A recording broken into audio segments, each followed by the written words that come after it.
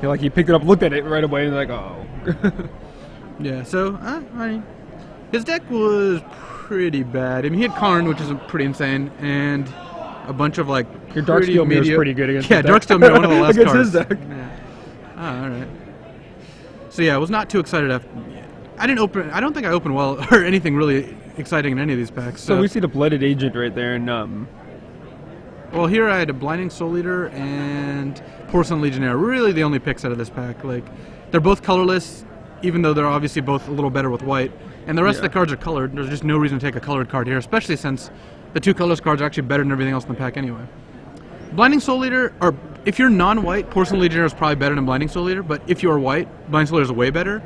And even in a non-white deck, Blinding Soul Eater can be pretty good. Like, it's got a much higher high end. So you end up taking the Blinding Soul Eater. Yeah. And then just shipping the pack. There was not a whole lot else. So what strategy are you like favoring normally? I just try to stay open and open something ridiculous. The problem is I didn't open anything ridiculous in this draft. Like, the whole point of staying open is so that when you open something ridiculous, you can take it. Yeah, I didn't really do that. And then pick two. There was Forced Warship and Blighted Agent and Shriek Raptor. And this is where I'm sure Ben Stark's going to yell at me. Because if I take Forced Warship, I'm staying more in one color because Blinding Soul Eater kind of wants me to be white. But Blighted Agent's by far the best card here. And if you just get two Blighted Agents in the draft, which is not that hard to do, you can just steal so many wins. So we saw how powerful just one Blighted Agent was. Yeah, I mean, it's a pretty good one. And I was looking, and there's like a mild chance Shriek Raptor would wheel out of this pack, though I didn't really expect it to. So yeah, I just took the Blighted Agent. I figured, mice. And then of course the third pack came, and I was kind of regretting it because if I'd taken Forced Warship, and then after a Soul Eater, then I would have been able to stay mono white after this pack. Because here I had to take a white card because Exclusion Ritual is the only card in the pack. Like, every other card in this pack is horrible. Yeah, so it's Exclusion Ritual and like, I don't think it mattered what my first two cards were. I would take Exclusion Ritual out of this pack. Nothing else. Everything's pretty mediocre. So, well, the 4/2 haste guy. But that's a very different deck then. Yeah, he's already like pretty bad too. And like, so yeah, there I was like kind of wishing I had just taken Forced Warship so I could just be mono white at this point. But yeah, I mean, I did not foresee having to take Exclusion Ritual in the next pack. Yeah, I followed it up with, I guess, a few more white cards here. There's Martin Juza creeping in. Is that your cat? Yeah. Oh, shit. All right. So Martin now gets to yell at me. Although he's gonna start laughing at some of your picks. See here, there's another Forced Warship. Here's Forced Warship and like nothing. So right now I've got Blinding Soul Eater, Blighted Agent, and Exclusion Ritual. What did you take, the Agent or? Forced Warship. Nothing else? Nothing else. So, I mean, there's a Whispering Spectre, which is good too, but obviously I already have a blue card and a white card, so I just took the white card.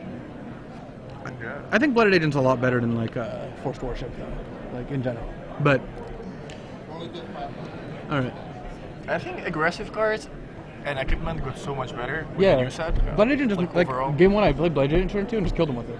He was white grid, he couldn't kill him. So here it's a bunch of crap and 2/3 flyer, which is actually, he's good in even a non-infect decks. He's like pretty big.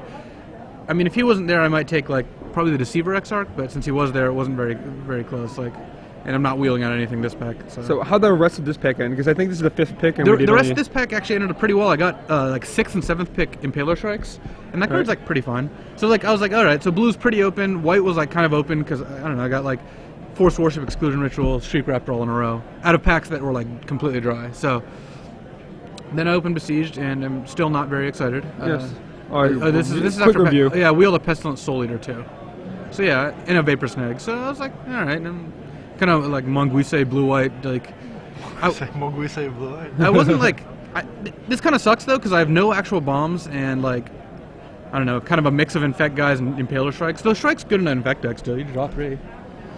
And so I was like, all right, I mean, this isn't like the worst. I would probably take. This is probably worse than an average pack 1 though. I think like, it's like pretty bad. So then pack 2 comes, and yeah, not too excited here either.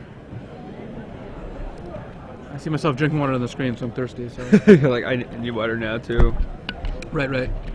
The worst thing is that you don't really know what you want to play. Like if you want to play like flyers or like Yeah. regular deck or infect, or if you want to do this or that. This draft was weird. I actually think my deck might be bad, but I think everyone else's is probably pretty bad too. Like the packs I was seeing didn't have good cards for any deck. Like if you look in Scars, like I could have been literally any color and I would have not gotten better cards. I don't think. Yeah, your first round opponent Ian's deck just didn't look very special at all. No. So here's I opened Sangromancer, some Striders, Divine Offering, and a Serum Raker, but it's like I think pretty clear that Divine Offering is the pick here. I mean, it's a 2-mana removal spell, and I've already got enough dorky 4-mana guys. So here, one thing you should always check is what might wheel, and I concluded nothing will wheel out of this pack.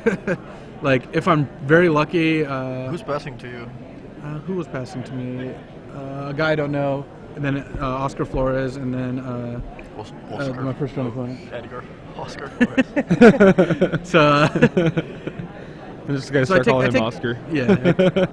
Well, that was from a sketch that Ritzel and Sperling did. Yeah, I heard that. And they called him Oscar Flores. I heard that one. So, I first picked Divine Offering.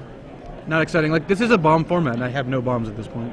So then I opened pack 2, and it's like, you know, not very exciting. And I was like, oh, Time Shrek, Piston Sledge. I might take one of these. Oh, Tezzeret. All right, well. You're like, So I guess we're taking that one. I mean, you can't justify not taking Tezzeret here, I think. Like, you have to be insane He's just not too good, to. yeah. He's just like an insane card. If you play, I have 2 ways to play turn 3 Tezzeret. Like, it's pretty difficult to beat a turn 3 Tezzeret, I would say. Yes. Or a turn 4 Tezzeret, or probably a turn 5 Tezzeret. It is very difficult to beat A Tezzeret, Yeah. yes.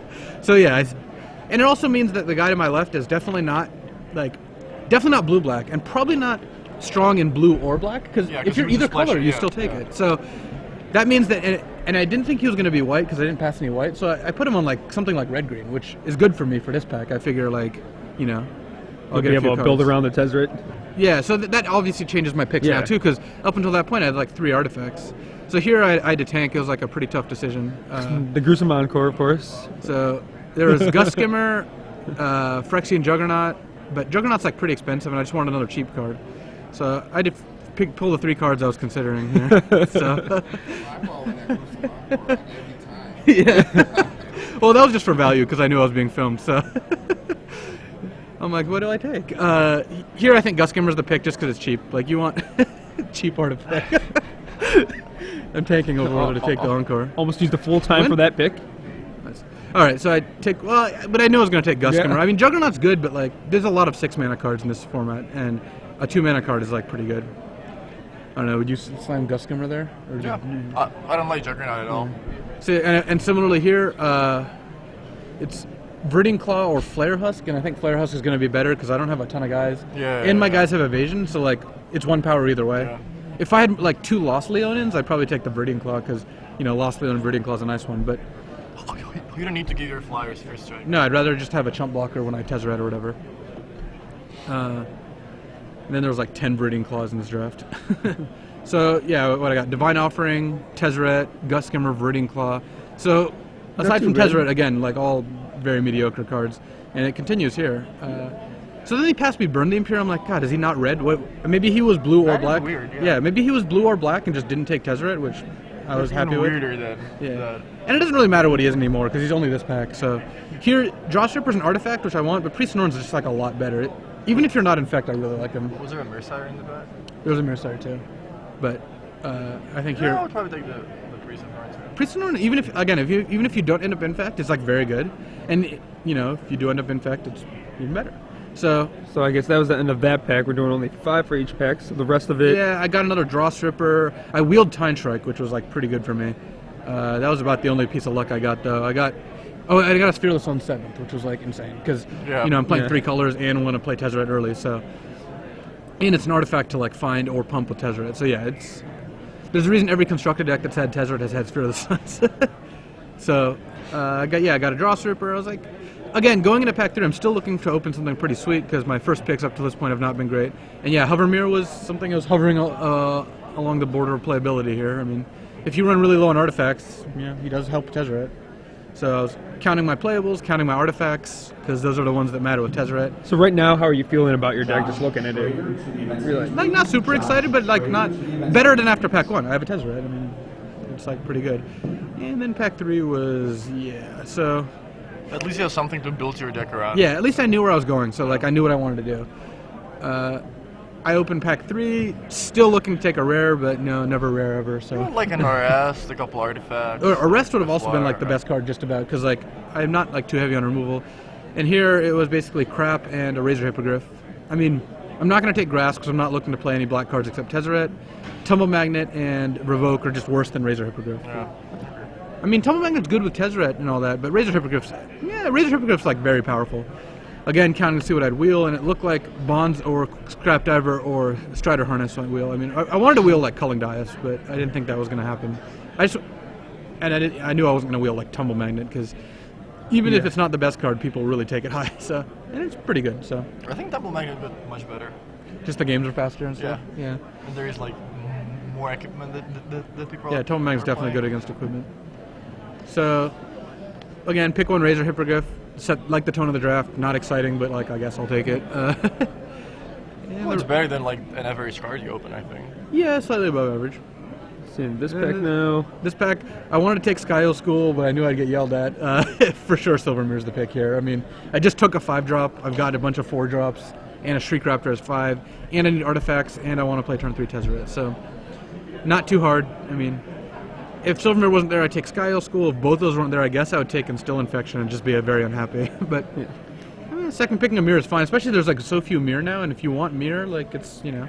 Really? Look at that pack too. It's like very bad. Yeah, like, I was about to say all these packs have been looking pretty mediocre, other than the Grasp that you passed earlier. But yeah, Grasp was like the other, like I passed a Grasp and a Revoke or whatever, which is like Otherwise, the packs like that strong. a Black Mirror and Revoke. You probably have to take Black Mirror there, I think. I to guess, make your mana better. I don't know. Here, I was like, all right, Spellbomb and garbage and a Spellbomb. I mean, Life Staff's fine. I would probably play Life Staff in my final deck if I drafted it, or Trigon. I mean, I would have played a Trigon, but I think Spellbomb's better. Like, it just makes your deck more stable. You know, it gives you chump blockers. It gives you guys to animate with Tezzeret. Like, it does a lot of sweet things. I think it's pretty easily the pick there. So again. It's like a card that you always want to see in your opening hand. Like, yeah, I mean, it's just like always good. It's not that exciting, but I think most of these packs weren't. And I'm still not passing anything that like great here. Like, yeah, you didn't really pass anything good. Like you passed a Shatter and Instill Affection and Skyo School. Those are like the 3 best cards that you passed. And then this pack was even worse. Look at this pack. It's like actually mono unplayables. And I wheeled Darkstone out of this pack, which is insane. Like, how did that happen? Someone had to take like Copper Horn Spellbomb. Scout. I think my first round opponent probably took Copper Horn Scout because there's 2 Azuris I just saw. He probably has both Azuris, and then like wants to go deep with Copper Horn Scout. Nurk Replica's a pretty easy pick here. Yeah, I'm trying to count. Then I stopped counting. I'm like, this card, these packs just don't look great. Yeah, but Nurk Replica's actually pretty good for the deck. So, and water. I like they could see us still on the screen there, so they see you like double drinking here. Yeah. I'm very thirsty. So here's the only pack with a good card in it. Maybe I didn't wheel Dark Steel Mirror. Sorry, I took it out of this pack. That's what it was. Yeah, okay. So someone didn't take it unplayable. Sisbear is the only good card I've passed so far, and it's a pretty good one. But Dark Steel Mirror seems like a pretty easy pick here. I know I'm going to want more artifacts. It's not like great, but it's good against green-white, dinosaurs, and that's what I played against. Throne of Geth is looking 5/5. Yeah, pretty good looking 5/5. Throne of Geth was actually kind of close. Like I've got like 4 or 5 infect guys at this point, and Tezzeret, but is that the last pick of that? So, and thank you Game Academy for helping us bring out that draft view of Luis Vargas draft view right there. Yeah. And